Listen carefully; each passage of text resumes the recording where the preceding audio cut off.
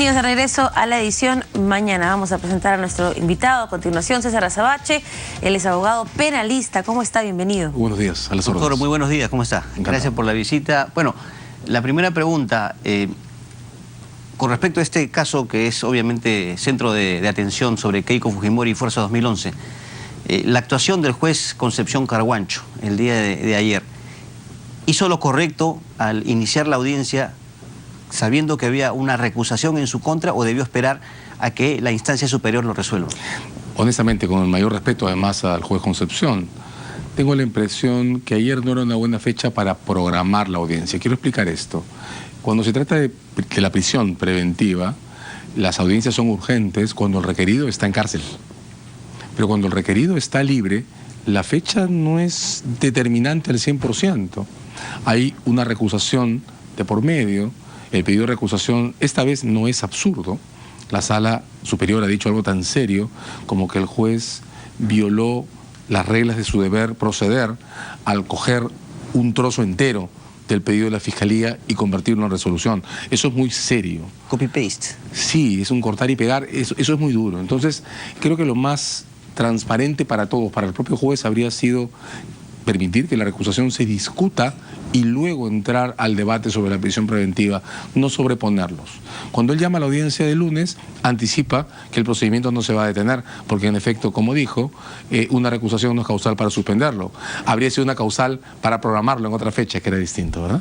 ¿Qué es lo que pedía también la defensa de Keiko Fujimori? No necesariamente pedía que se inhiba, aunque les hubiera gustado, sino que postergue la audiencia hasta que se resuelva. El procedimiento de recusación termine. La recusación. Sí, de hecho ahora se ha creado una paradoja en las agendas, ¿verdad? Porque hoy la Fiscalía debe completar el pedido, llenar este vacío formal que denunció la defensa en punto que no estaba claro cuál de las evidencias o documentos presentados se refería a cada quien.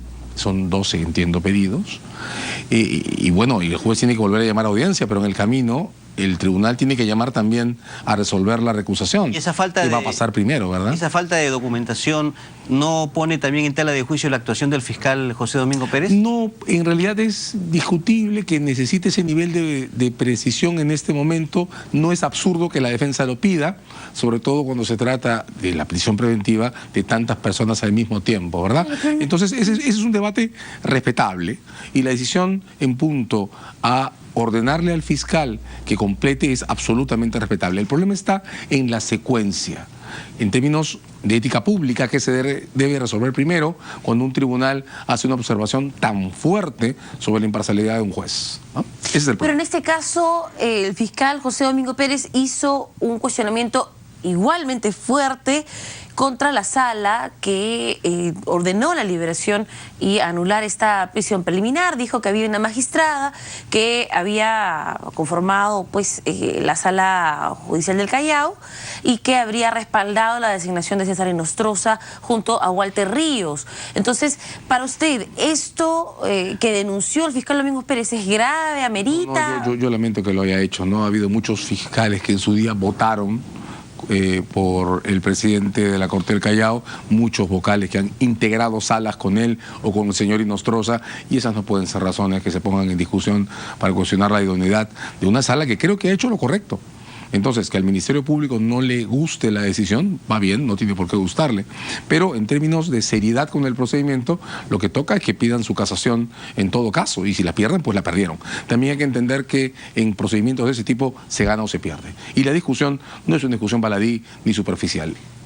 Doctor Azabache, ¿cree usted que el juez Concepción Carguancho es muy drástico?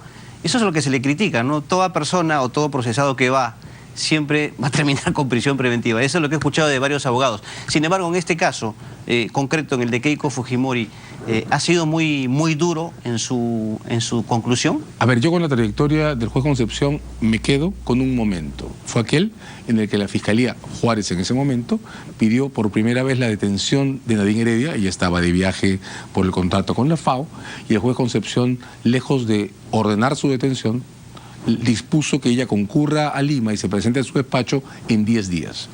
Ese juez Concepción, equilibrado, capaz de medir los extremos de las cosas, creo que es el que debe perdurar en nuestra imaginación colectiva. No me gustó, tengo que decirlo, que luego que la Fiscalía perdiera en el Tribunal Constitucional el caso sobre la detención de Humala y Heredia, autorizaron allanamiento en la casa en la que vivían y donde estaban los niños, cuando no era, me parece, estrictamente necesario. Creo que hay ahí entonces un juez que sin duda está instalado en el centro de nuestras preocupaciones morales, manejando casos sumamente serios, que toma decisiones que nos gustan y otras que no nos gustan. Hay que mantener esa diferencia en equilibrio y creo que incluso hay que admitir que tal vez de este caso, yo creo que sí, tenga que apartarse en aras precisamente de mantener la ecuanimidad del procedimiento, ¿verdad? El presidente del Tribunal Constitucional, Ernesto Blume, el tribunal lo determinan todos, eventualmente si es que hay suficientes apelaciones, casaciones y demás pedidos, dijo que hay jueces que se olvidan que ya existe una sentencia del Tribunal Constitucional sobre la prisión preventiva que debe ser incorporada. Y me parece a mí que es un jalón de orejas también. Lo que ocurre es que la sala que anuló la detención preliminar es la misma que había confirmado antes la de Humala y Heredia. Entonces la sala ha aceptado que el Constitucional fijó reglas y las está usando. No es exactamente lo mismo el debate cuando se trata de una detención preliminar que cuando se trata de una prisión preventiva, ¿verdad? Pero claro, son diferencias sutiles. En los hechos hay una regla dura que el Constitucional ha puesto en punto que las reglas que marcan la diferencia en esas discusiones se refieren a las pruebas sobre fuga y obstrucción. Claro, las pruebas del caso principal, las que hacen la diferencia entre inocencia y culpabilidad, son la condición para comenzar este debate. Pero este debate se gana o se pierde. El Constitucional resolvió esto ya en el caso Humala y Heredia en función al peligro procesal, a la obstrucción o a la fuga. Y ese es el punto más débil también esta vez del caso de la Fiscalía. Caso Keiko y los 10 implicados, ¿se cumple el peligro procesal? En mi opinión, no.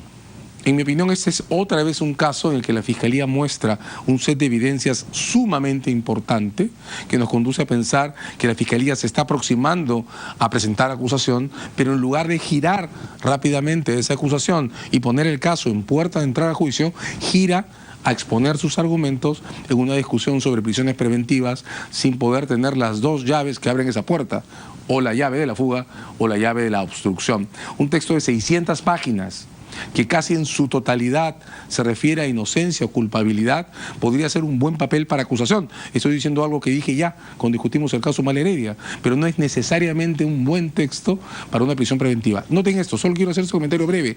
El código le permite a un fiscal en condiciones como esta empezar a monitorear y vigilar a las personas, intervenir sus teléfonos, intervenir sus comunicaciones, y el código le permite hacer eso porque en estas condiciones, claro, el fiscal tiene derecho a pedir la prisión preventiva si, por ejemplo, encuentra una comunicación telefónica en la que dos personas empiezan a complotar sobre cómo inducir a los testigos o controlarlos. Ahí viene la prisión preventiva.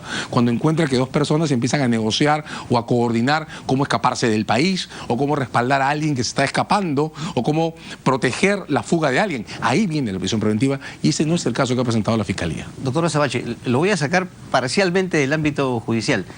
La actuación del juez Concepción Carguancho, la actuación del fiscal Domingo Pérez, a su criterio, doctor, ¿le da pie firme o sólido a la defensa para sustentar una persecución política? No, en absoluto. Este no es un caso de persecución política. Sí podemos notar, y esto es una cuestión que también se puede revisar, si miramos los procesos anticorrupción, hay dos por lo menos del 2000 y de mediados de la década, sí podemos notar que el sistema está en una tensión muy importante entre desbordarse e incluso exponerse a llegar a límites a los que no debería. Pensemos otra vez en el allanamiento en casa de Humala y Heredia, o concentrarse y alcanzar metas que están retrasadas. Todavía no tenemos un acuerdo de reparación con Odebrecht, todavía no tenemos un solo caso con acusación, y en lugar de eso estamos en una segunda gran crisis sobre prisiones preventivas solicitadas sin haber llegado a juicio. Un debate que ya habría sido subsanado, digamos, por el Tribunal Constitucional al sentar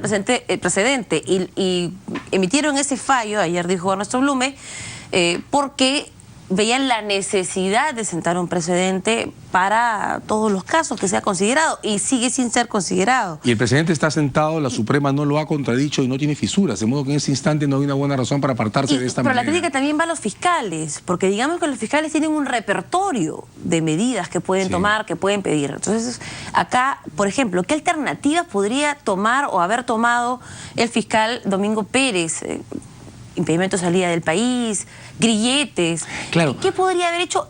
O si no, ¿qué puede ordenar el juez si es que el fiscal no lo pide? Primero, es una gran pregunta que me permite regresar sobre lo que decía antes, ¿no? En momentos en los que un caso de esta importancia tiene ese nivel de tensión, está claro que la cantidad de evidencias de la que dispone la Fiscalía ahora es mayor que aquella que tenía al principio del caso, nos guste o no, y la interpretemos como la interpretemos, es mayor.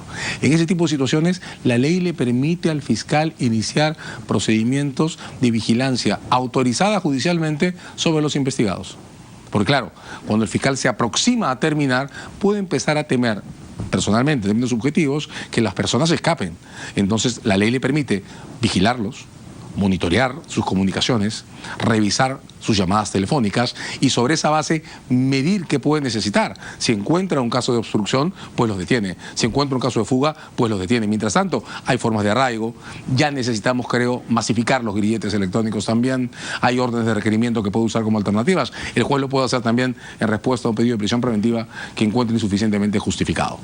Doctor Azabache, muy agradecido por su visita. Encantado. A las órdenes. Gracias al doctor César Azabache. Gracias. Nos acompañó esta mañana, 7:53. Pausa, Alejandra. Ya volvemos. Listo, chicos.